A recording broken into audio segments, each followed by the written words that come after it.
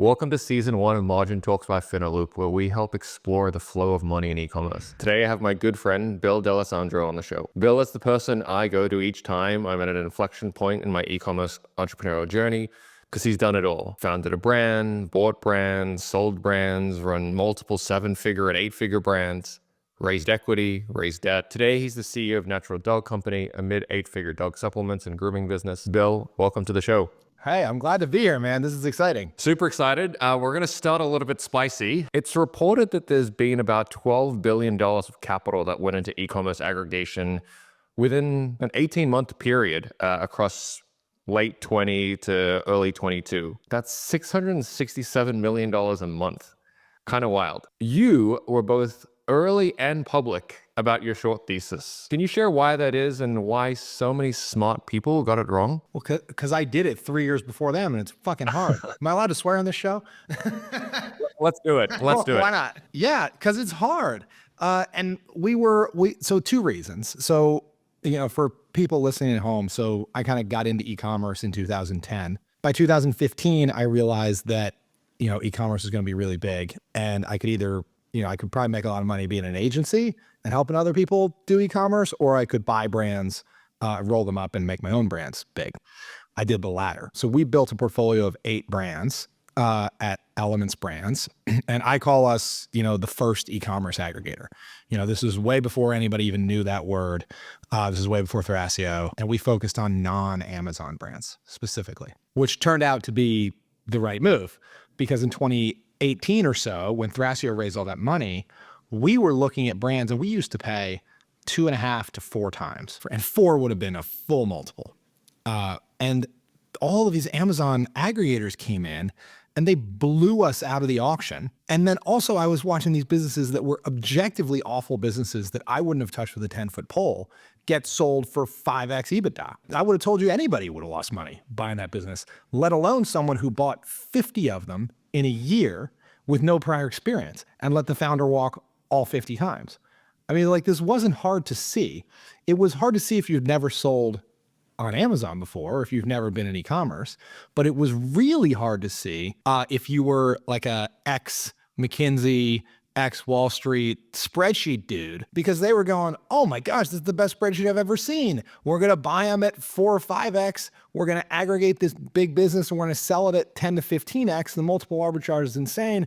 Oh, and also Amazon, huge air quotes here, does everything for you, right? They do all the customer service. They do all the fulfillment. We don't have to do anything. We can just sit back and make our spreadsheets, right? And that was basically the huge error, is that we can just buy these businesses. Amazon does everything. We don't have to do anything except glue them all together and we'll make $1 zillion. Of course, anyone who's ever run a business before, the people listening to this podcast, know that that's not how it works. Bill, I give you so much credit for, again, speaking what you believed about the e-commerce aggregation boom. The best performing trades are non-consensus and right. That's what all the smartest investors say. You were that. Just as a thought experiment, how would you theoretically have profited from your non-consensus and right insight 4 years ago? I've thought a lot about this, Fan. And there's a third qualifier. They have to be non-consensus, they have to be right, and they have to be actionable. And the third one is kind of the problem,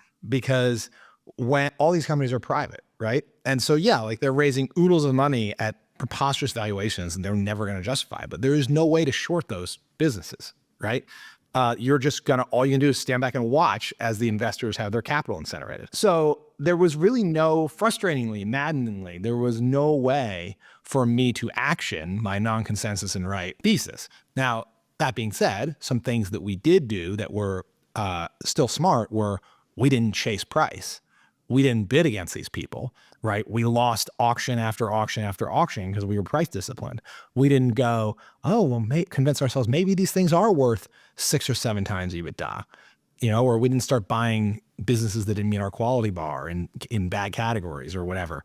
We didn't chase, which was good, because had we chased, I wouldn't be talking to you right now, right? Yeah. That would have hurt a lot.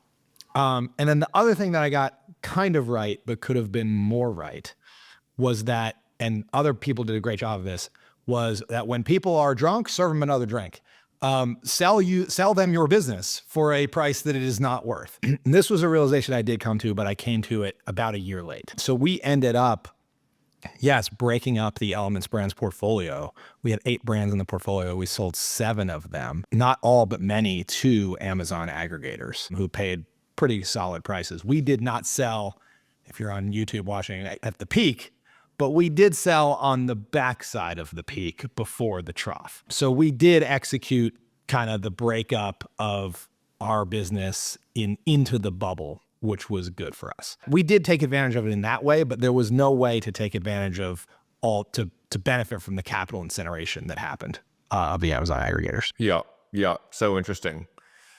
To stick with a short thesis and to stay spicy, you've also been quite public about the risk of non-mission critical onshore e-commerce employees, whether that's in ops or marketing and finance. You've spoken on your own podcast about this issue. And I guess, do you think the median e-commerce seller is leveraging offshore talent today, or are we still pretty early on in this process? So let's maybe just frame the comment here, which is that I believe that offshoring is coming in a major way for every job in the United States, not just e-commerce. Major, enabled by AI. There's a way, even pre-AI, there was a huge trend of people doing more and more outsourcing. Fortune 500s have been doing this for 20 years. That's why you've been calling call centers in India for 20 years.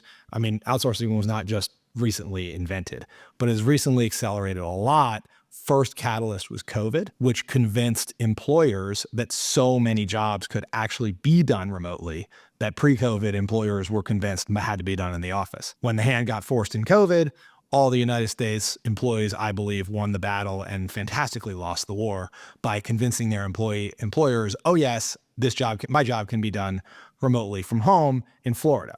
Well, if your job can be done remotely from home in Florida, it can be done remotely from home a few miles further south in the Dominican Republic, right, et cetera. And so it was just a massive kind of win the battle, lose the war moment, because all the employers over the next couple of years said, wait a minute, this kind of is fine. And then you eyeball the labor arbitrage of international talent. And it's not that you're, underpaying these folks internationally. You can pay them a very handsome wage internationally. It's great for their country and they're extremely happy with. And it's 1/3 of what you would have to pay an onshore employee. And well, guess what? That job can be done just fine internationally. And the employer is very happy with that trade. Who's not happy with that trade?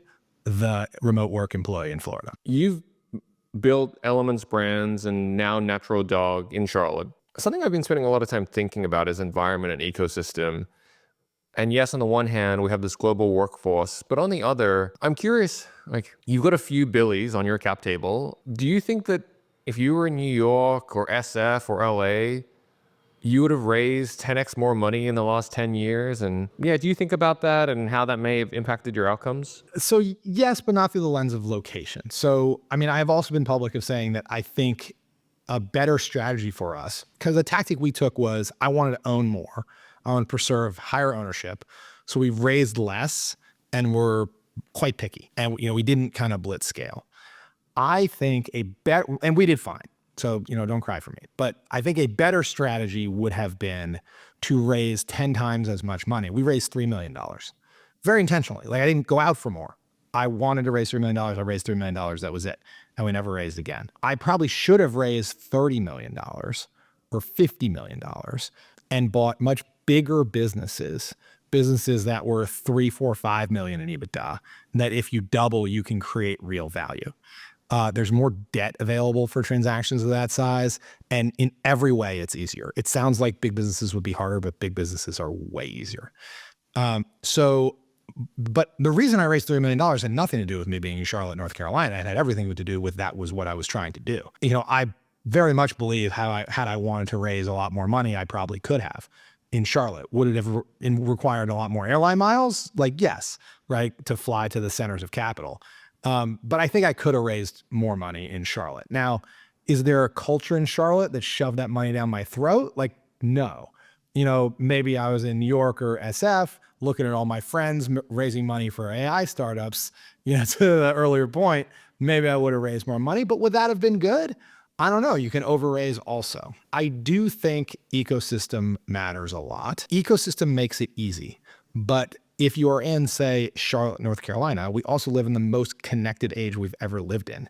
You can easily network with people in the capital centers, and you've got to get on a plane and be in those capital centers. Decide to be in New York 2 days a week for 2 months, during the period where you're raising capital.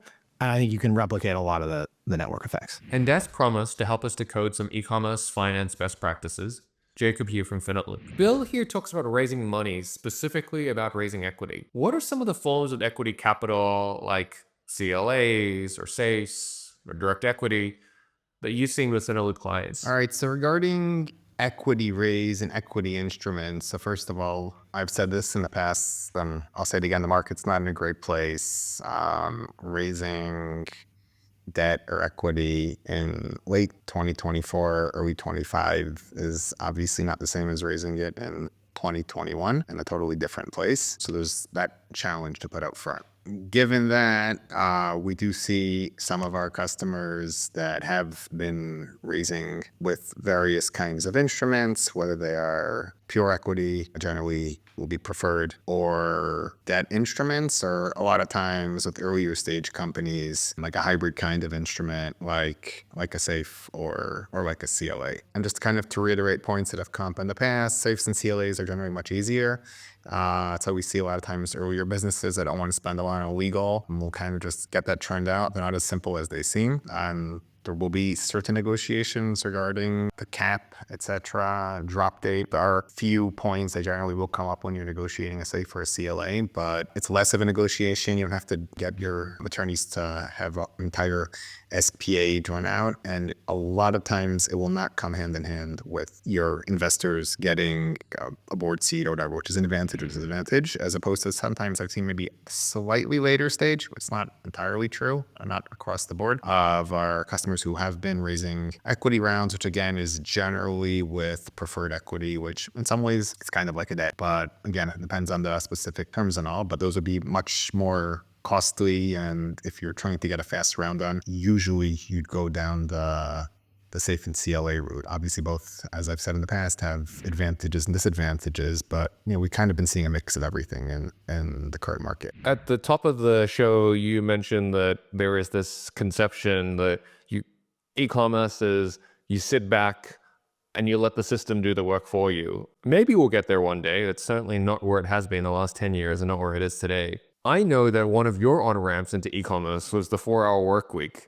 The idea of Bill on the beach, pina coladas, slinging supplements like Tim Ferriss. I have the benefit of knowing that that's not quite been the e-commerce entrepreneurial journey of just collecting checks on the beach. Why is e-commerce harder than what Tim Ferriss or Shopify presents it to be? And again, do you think that that's a problem for the ecosystem? So do I think I don't know if I think it's a problem for the ecosystem. I think it can be a problem for people who are sold dreams that are much, they're not reality. And that's a problem in any kind of get rich quick scheme that gets sold to people. But I think the big thing that's different now, almost 20 years later, I think, from when Tim wrote the 4-Hour Work Week, is that when he wrote it, e-commerce was nascent. I mean, you could still probably register fresh an exact mask domain name, throw up some products, and just crush it, right? Amazon was barely a thing. SEO and Google ads. Google ads were so cheap at the time, it was crazy, like pennies per click. So it was way easier. It was way less competitive. So that's way different now. I mean, e-commerce is competitive as hell, especially in the good categories. So you can't just kind of walk in totally undercapitalized, buy 5,000 units of product, run a few Google ads, and bada bing. Well, the platforms are taking way more of your P&L now than they were, when Tim Ferriss wrote the 4-Hour Work Week. It's just all around a much harder game. There are scaled competitors that can pay way more than you for clicks, have much better handles on their LTVs than you do, and are willing to spend against those, who are financed more cheaply than you are. This is another thing I say about e-com. Why e-com is really hard. E-commerce and SaaS, by the way, this is true of software. Any business where the value is delivered over the internet, you compete 24/7 all day, every day with the best in the world. right? I compete with the best dog supplements entrepreneurs in the world, all the ones that currently have dog supplements and all the ones that will decide to compete in my niche tomorrow, right? 24/7, we duke it out on in the Facebook auction, on Amazon, on Google, etc., all the time. I would way rather compete with the 3 other trucking companies in Charlotte, North Carolina, right? I mean, it's just the bar, nothing against the trucking dudes, but just the bar is lower, right? There's so many fewer competitors. And that's why e-commerce is so hard, is the TAM is huge, the rewards are big, but it's wildly competitive. Yep. No, that makes complete sense. I recently had an e-commerce friend visit me, and we were talking to a tennis pro. We're having hit a tennis, and saw a tennis pro, and the tennis pro asked my friend, "What do you do?" And he said, "Oh yeah, I'm visiting, but I'm still working." And he said, "That's nice. I can't do that for my job." And so yeah, there are definitely trade-offs both directions. And is that bad for the ecosystem? Like, I don't know if it's bad for the ecosystem. Like, I mean, that's true of any business. Like, a lot of people start businesses and fail because business is hard. So I don't know if that's bad for the ecosystem. The other thing too is, why is it harder now? Like, why is the 4-hour work week a myth? I think it's because e-commerce is harder, because you have to get bigger to make real profit. Your organization tends to be bigger. There tend to be more people in it, whether they're located in the United States or abroad, and people need management. And managing people is much harder to do while actually not paying attention to work, right? So if you're going to build a big team, you're going to be managing that team. You're going to have one-on-ones, like you're going to have to be thinking about it. Just when you run a big business, it's a machine. It can't be put on autopilot, because you know what? Your competitors you compete with 24/7, they're actively involved and they're going to come eat your lunch, right? Like, if you are rent seeking in a non-competitive market and you happen to just be ranked number 2 for hammocks or whatever, and there are only 2, and you're just capturing, some portion of that market, like Tim Ferriss was, way back when, yeah, maybe you can sit on the beach because no one's coming for your lunch money. But like in 2024, everyone's coming for your lunch money all the time. So if you go to the beach, they're not at the beach and you're going to lose. Terrifying. Most people start their e-commerce business by start an e-commerce business by founding it. You founded your first e-commerce business and you bought the next several. For someone today that's generally interested in e-commerce as a category, even after everything you just said, but they kind of love the idea of some combination of sourcing plus direct marketing on Meta and Amazon, how should they weigh up or think about going 0 to 1 versus buying a business? It's a good question. I'm going to give the most annoying answer in the world, which is that it depends, right? Because there's risk on both sides of the equation. On one hand, if you're starting something from scratch, you have just a ton of execution risk. Was there demand for your product? If there was demand for your product, were you even able to elbow out all the competitors and get it in front of the people who want to buy it? Can you get the product made, all the contract manufacturing? You got to sink capital into the inventory. You also probably have no idea how to do ads at all. So you either can learn or you can try to get an agency to represent you. None of the good agencies are going to want to represent you because you're nobody, right? You can't spend any money with them. So you're probably stuck with a pretty mediocre agency. So the activation energy in e-commerce is high, unless you have some IP protected invention that is cool, that people really want, which that is pretty rare. And I'm not talking about like the next skincare product, right? I'm talking about something patentable. Like if you've got something really new, novel, and protectable, because even if it's new and novel, go ahead, run a few Facebook ads, see how long before there's 5 competitors who are better at Facebook ads than you, right? And so protectable is really key. So that's the thing that's tough about starting. If those challenges scare you, you can opt out of those challenges and choose a different set of challenges, which is the acquire a business set of challenges, which are entirely different because you're going to have much higher startup costs because you're not just buying one batch of inventory. You're probably taking on debt and you're paying 3 to 4 years of earnings for a business. Now, one of the risks you're taking is that the world doesn't change, or at least it changes to your benefit in 3 to 4 years, right? Because I'll tell you one thing, the world's not going to be the same in 3 to 4 years, certainly not on Amazon or on Facebook, right? With how fast those ecosystems change. So when your payback period is 3 to 4 years, you need to be pretty darn convinced that you can surf the wave, right? So the problem I see a lot of times is people come in and they buy a business knowing nothing about e-commerce at all. And they're like, day one, like they're fine. 6 months in, they're bankrupt because the world moved, right? And they didn't even realize that that they need to move too. Then they need to be launching new products and they need to be re-optimizing their listings, et cetera, et cetera, et cetera. And on top of that, there are a ton of really bad businesses for sale in the world. Like, holy cow, on my podcast, Acquisition Anonymous, we record twice a week and we look at businesses that are for sale, and most of them are real bad. And the crazy thing is, I think that's why people listen to our podcast, because unless you've looked at hundreds and hundreds of deals, you can't tell which ones are really bad, especially in e-commerce. I always feel like the Grinch, because people will come to me and they'll be like, I'm going to buy this business. I'm so excited about it. And I'm like, no, you're not. Don't buy that business. Run screaming from that business. That's a terrible idea. You do not take a personally guaranteed SBA to buy the business. So it's hard, right?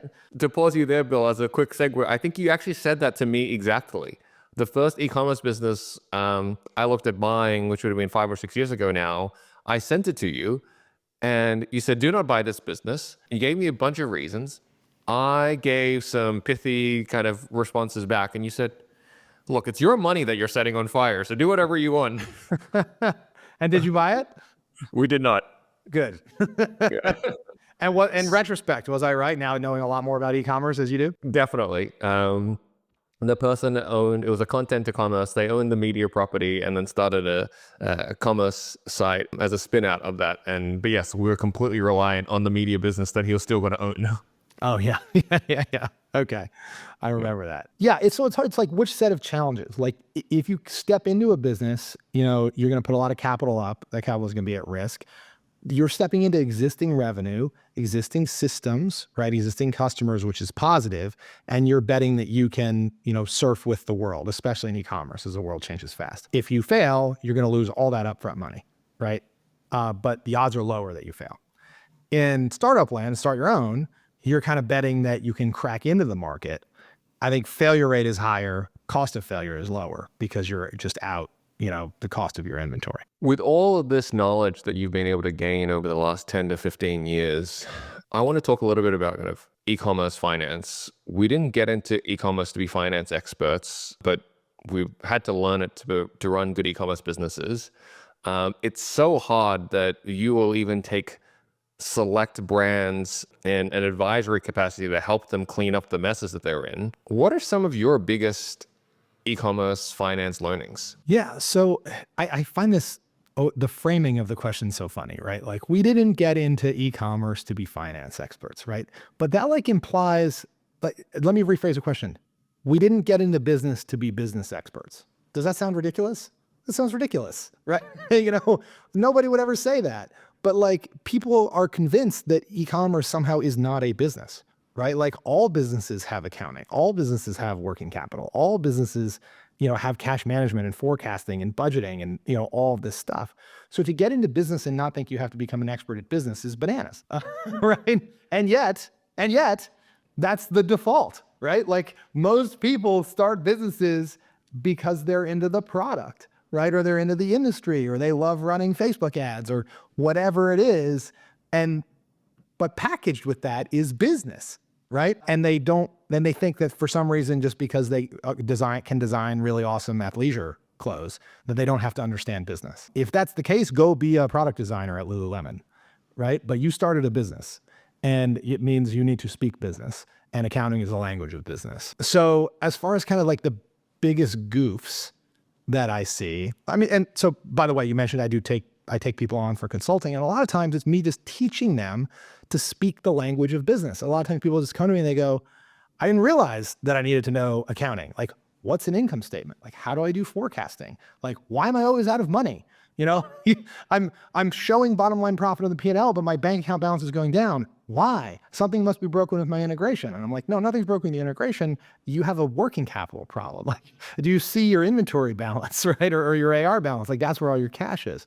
So a lot of times it's just helping people who don't speak the language of business learn the language of business. As far as biggest mistakes, the single biggest way to go bankrupt in e-commerce is to fix a margin problem with debt. I see this over and over and over, and it goes like this. Someone has an e-commerce business. They think it's a good e-commerce business. But continually, when it comes time to place their next PO with their supplier or pay for their next PO from their supplier, they don't have enough cash in the bank account to do it. And they rationalize it and they go, oh, it's just because we're growing, or, I just need to, it's lumpy. I'm just smoothing out the cash flow or whatever. And what do? They take a merchant cash advance. And as soon as you press that button, you're bankrupt and you don't know it yet. Because what it means is your business did not generate enough cash flow to buy replacement inventory, right? So over the past 3 or 6 months, or however much before you needed to place that PO, you were selling inventory. Selling that prior batch of inventory did not produce enough free cash to buy the next batch of inventory. You have a margin problem, right? Your business is not profitable enough. The asterisks here are, one, if you've been paying yourself an absurd amount of money, taking it out of the business, you maybe need to put it back in.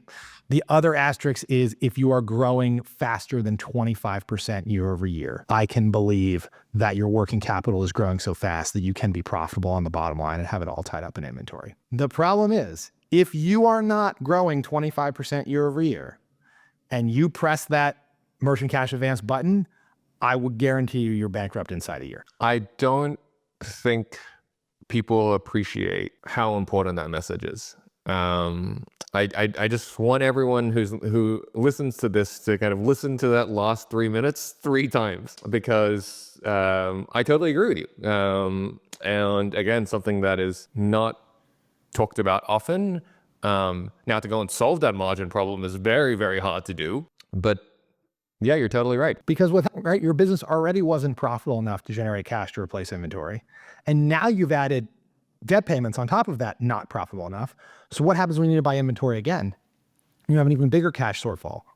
What do? You press the button again, right? And it's a downward spiral. I've seen businesses buried under 2, 3, 4 MCAs. Sadly, it's another thing I have to do is help people negotiate to get out of it, but that can be very hard. I can sum all that up into one thing, which is they will take about 50 to 60 cents on the dollar, the MCA guys, assuming they don't have a personal guarantee.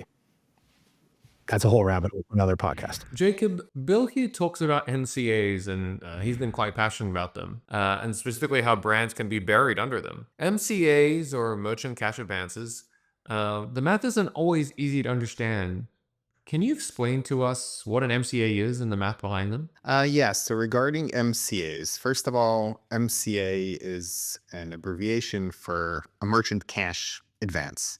So it's actually not considered a debt from a legal perspective. It's actually considered a form of a joint equity agreement. And that's why it's not actually limited as to how much the effective interest that you will end up paying on this instrument will be. So how does it work? So as opposed to an ordinary bank loan, when you're paying a specific percentage of interest over a set amount of time, MCA is pretty much a sale of your future revenue stream, meaning part of your revenue stream going forward is going to go to this lender that sent you the cash. And that will be until you repay a certain factor rate. Let's say you take out $100,000 until you pay back $110,000, generally over a specific period of time. A lot of times people aren't really attuned to the math behind this, and they think, hey, if it's $100,000 and I'm paying $110,000 back, then it's a 10% interest rate, or if it's over half a year, it's 20% interest rate, not getting into compounded interest and IRR. But that's not necessarily the case, and it's almost always not the case, because the way that MCAs are structured is that it doesn't matter when you repay the instrument, you're always going to be repaying this factor amount, meaning you're always going to be repaying. If you take out 100, it's always going to be 110. So if you spread it out through an entire year and you'd only pay at the end date, then yes, it would be close to 10%, and half a year would be close to 20%. Again, not taking compounded interest into account. But the way it works is usually it's a remittance, is a certain amount of daily or weekly fees that you're bringing in out of your sales. So the effective interest rate is actually going to be much, much, much higher, right? So again, if you have an ordinary loan, if you take, let's say, a mortgage, and suddenly you hit the jackpot, you win some lottery, and you repay it after a day. So you might have some fees for repaying it early, and you might have a very, very low interest amount, but your effective interest rates can be very low. With an MCA, the way it works is actually the shorter the period in which the repayment occurs, the higher the actual effective interest rate will be. Now, some people are very against it for that reason, but there are certain ways to mitigate it. If you, let's say, you add a remittance cap in, it means that you're not going to pay over a certain amount of sales per day or per week. So kind of spread out the payment over a longer period of time, which will lower your effective interest rate. That's number one. Number two, just a general point. A lot of these MCAs do not have personal guarantees. So read the contract, read the language, make sure that yours doesn't either. And a third general point, which comes up sometimes, and I think it's important to stress, underwriting on these instruments is very minimal. So at the end of the day, any kind of investment or any kind of loan reflects the risk and the underwriting of the lender. So because MCA is a very high risk loan and a lot of these are going under, the people extending these kind of instruments to you need to take high interest rates. That's just built in. So should you run and take an MCA? No. Should you make sure that your actual return that you project is higher than the effective interest rate that you are going to be paying? Yes. But does that mean that it's unfair that you're then paying 30 or 40 or 50% interest? Not necessarily. It's a high risk loan, and that is the associated interest rate that goes along with it. So those are just a few general points about what an MCA is and how it works. Bill, other than potentially going more up market or that the industry was going to get more competitive, take Bill 10 years ago.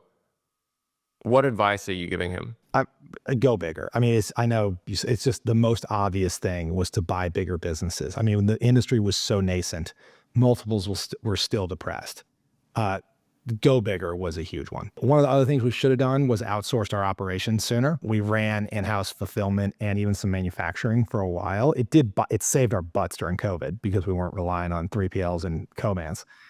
So there were definitely upsides, but I didn't really fully appreciate the fully loaded cost of running your own facility, because people look at a 3PL and go, this is so expensive. And I go, really?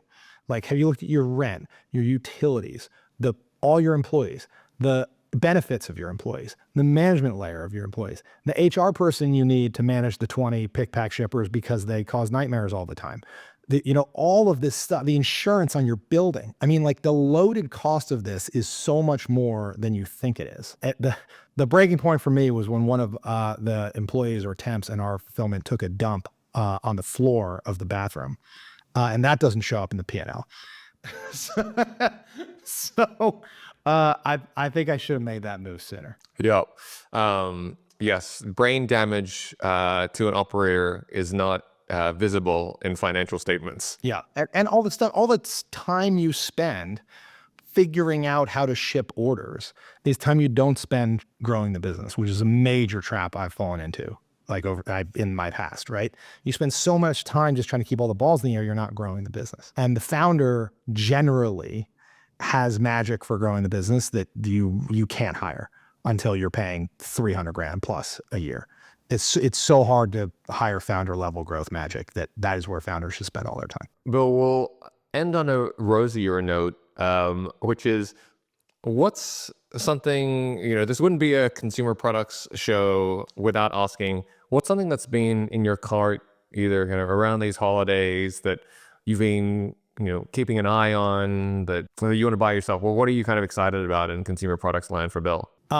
Indeed. So this is a fun one. I bought this for a lot of people this Christmas. It's not a huge dollar purchase, but for anybody who drinks alcohol ever and hates being hungover, I'm a huge baby when it comes to hangovers. And I'm old, I'm 39. So I can't drink like I used to be able to drink. I've tried all the hangover remedies, all of them. They don't work. They're pseudoscience, basically. Until I found this one called Z-Biotics. So this is super cool. It's science fiction. It's this San Francisco startup. What they do is they take this bacterium that exists normally in your gut flora. It typically transits your system in 48 hours. It's on almost every vegetable you eat. It's like a common, just kind of environmental bacterium. And they genetically modified it to secrete an enzyme that consumes acetaldehyde. So, okay, what is acetaldehyde? Acetaldehyde is the primary metabolite of alcohol. So when you drank alcohol, your body first breaks it down into acetaldehyde, then some other stuff. But acetaldehyde is an aldehyde, much like formaldehyde, which you might be familiar with. Aldehydes are quite poisonous and toxic to the human body.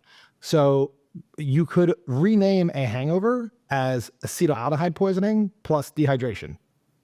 I'm rounding, but like that's a huge portion of what a hangover is, because your body breaks down the alcohol into acetaldehyde, and then the liver is very, very slow at processing out acetaldehyde.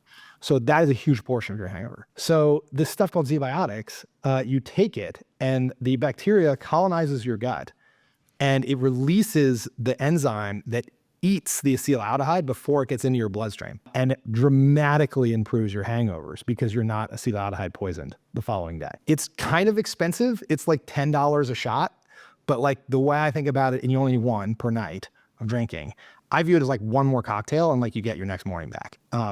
So I've given that to a lot of people this year. Wow.